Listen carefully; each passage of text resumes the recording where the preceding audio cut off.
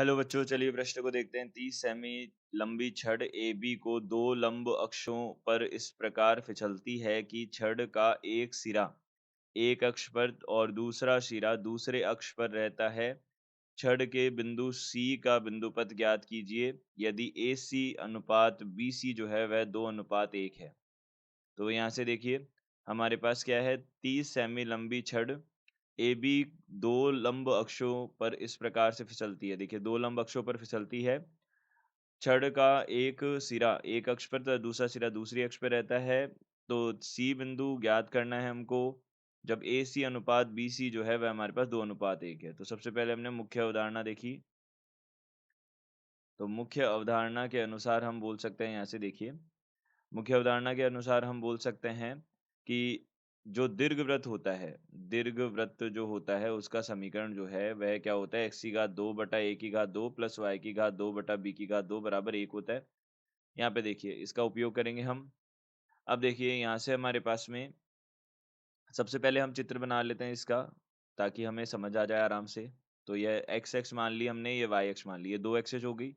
अब देखिए, यह हमारे पास में क्या है, वह छड़ है जिसकी 30, देखिए यह हमारे पास वो छड़ है जिसकी 30 क्या है, 30 सेमी हमारे पास लंबाई है।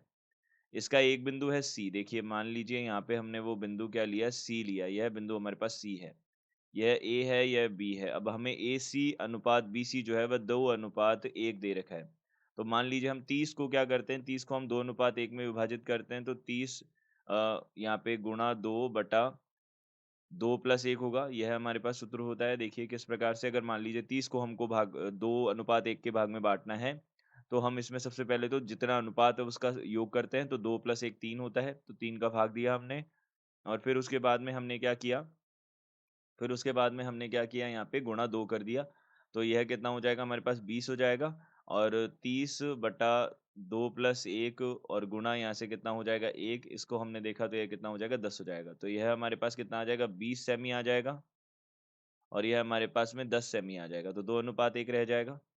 तो यह हमारे पास बनेगा। अब देखिए, यहाँ पे हम इसको, इसके निर्देशांक x, y दे देते हैं। तो यहाँ से हम बोल सकते हैं कि यह लंब हमने अगर डाले, तो इसको अगर मैं हम क्या बोले, देखिए इसको हम डी बोल देते हैं, इसको हम ई बिंदु बोल देते हैं। तो यहाँ से हम बोल सकते हैं, इसको हमने थीटा बोल दिया, तो यह भी थीटा हो जाएगा, क्योंकि दो समांतर रेखाएं हैं यह। तो यह संगत कोण हो जाएंगे। देखिए, अब यहाँ से हम बोल सकते हैं, यह हमारे पास में सी बिंदु है, यह लंब हमने डाल दिए। देखिए, यह हमने दोनों लंब डाल दिए। तो यह वाली जो हमारे पास में सीई है, देखिए सीई जो है यह वाई निर्देशांक के बराबर आ जाएगी।